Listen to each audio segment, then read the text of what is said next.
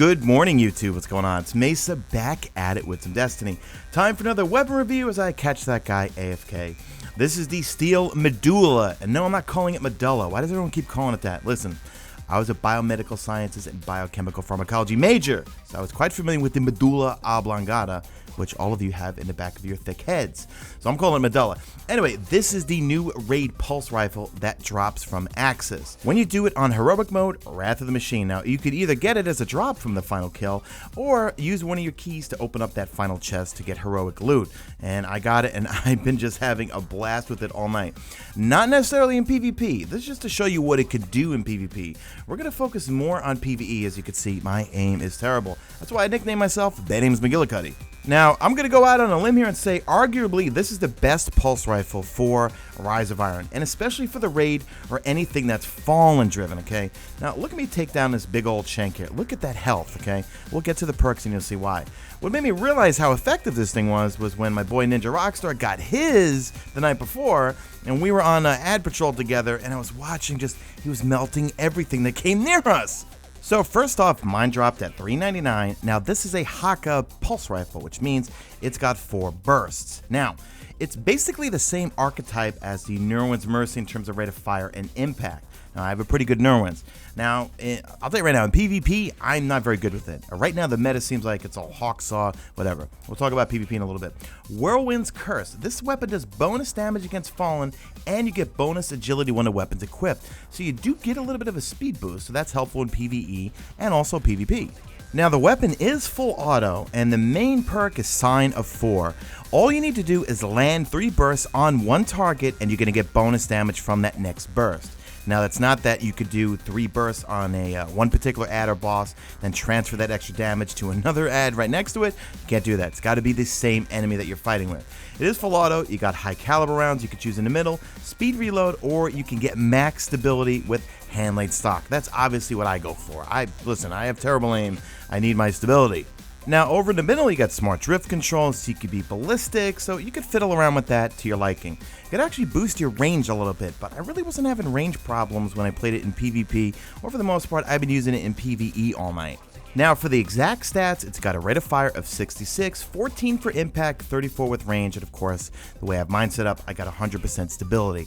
Now, right now in PvP, I feel like the meta is all Hawksaw, PDX-45. I was not competing with Might and Multi-Tool. I mean, if you've got good aim, you probably could down people pretty quickly with it, but the fire rate's a little bit slow. You definitely get to down people faster. Hawksaw, PDX-45, Grasp of Malak, those things, Clever Dragon. Now, if you saw in that clip just a few seconds ago, I did trade kills with the guy with the Outbreak Prime. So Outbreak Prime, I think, would probably do a little bit better, but for the most part, I was getting outgunned by Mida every time, okay? But the thing is pretty decent. I don't know, you PvP experts out there, when it comes to these types of pulse rifles, Nerwin's Mercy, though, like these Haka pulse rifles, do you guys like them in PvP? For me, I gotta stick with the Hawksaw, Grasp of Malak, Clever Dragon, things like that. But in PvP, in terms of damage, all the way from there, I was doing 22s criticals. At medium range, you're gonna see 23s. So here we are at the poor Cosmodrome wall where everyone does their recoil test. Now, this is me just holding the trigger down and not using the left or right sticks or anything. Just holding it down. You can see it recoils a little bit to the right, but for the most part, it doesn't move a lot, guys. This thing does not recoil that much. And I know these are reskin Arms Day weapons, and some of the Haka pulse rifles, normally I hate this sight, but the fact that it's got the little Siva diamond in the middle, I don't know, for me it makes it bearable. Normally I never would like something like this. You definitely want to use pulse rifle gloves with this thing, okay? If you don't have pulse rifle reload gloves, it does feel very slow, but for the most part, with that max stability, it's great.